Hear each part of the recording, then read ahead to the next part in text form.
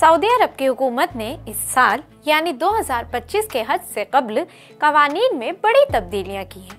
Saudi अरब ने visa कवानीन समेत बहुत से नए कवानीन नाफिज किए हैं। सऊदी अरब ने बच्चों के हज पर आज़मीन के साथ जाने पर पाबंदी आयद कर दी है, अदायगी के तरीके तब्दील कर दिए हैं और 14 ममालिक के मुसाफिरों के लिए सिंगल एंट्री वीज़ा मुतारिफ कराया है। अब हम आपको तफसील से बताएंगे कि क्या हैं ये नए कवानीन। आदाब, मैं हूँ आपके साथ आमना फारूक और आप देख रहे हैं आवाज़ दी वॉइस। नए कवानीन के मुताबिक हज पर बच्चों को साथ ले जाने पर पाबंदी है। पहली बार जाने वालों को उन लोगों पर तरजीह दी जाएगी जिन्होंने पहले हज किया है।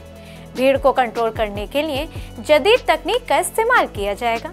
कैंपों, रास्तों और रिहाइश के इंतजामात को मजीद आरामदेह और काबिल रसाई बनाया जाएगा। आज़मीन की सेहत को तरजीह देते हुए सख्त कवानीन अपनाए जाएंगे। इसके साथ साथ कई रास्तों को भी आसान बनाया जा रहा है। सऊदी अरब की हुकूमत का कहना है कि नए कवानीन से हज को आसान बनाया जाएगा। आपको बता दें कि सिंगल एंट्री वीज़ा इस साल हज के लिए एक और अहम तरीन तब्दीली है। सऊदी हुकूमत ने इसे हिंदुस्तान समेत 14 ममालिक के लिए लागू किया है। सिंगल एंट्री वीज़ा के साथ अब आज़मीन को सिर्फ एक बार सऊदी अरब में दाखिल होने की इजाज़त होगी। आपके जहन में ये सवाल आ रहा होगा कि कौन कौन से मुल्कों का इस सिंगल एंट्री वीज़ा में नाम शामिल है।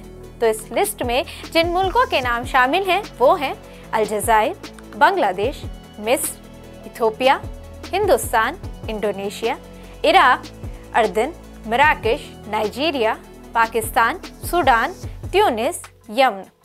अब सऊदी अरब की हुकूमत इन ममालिक के लोगों को सिर्फ एक बार वीज़ा पर दाखिला देगी।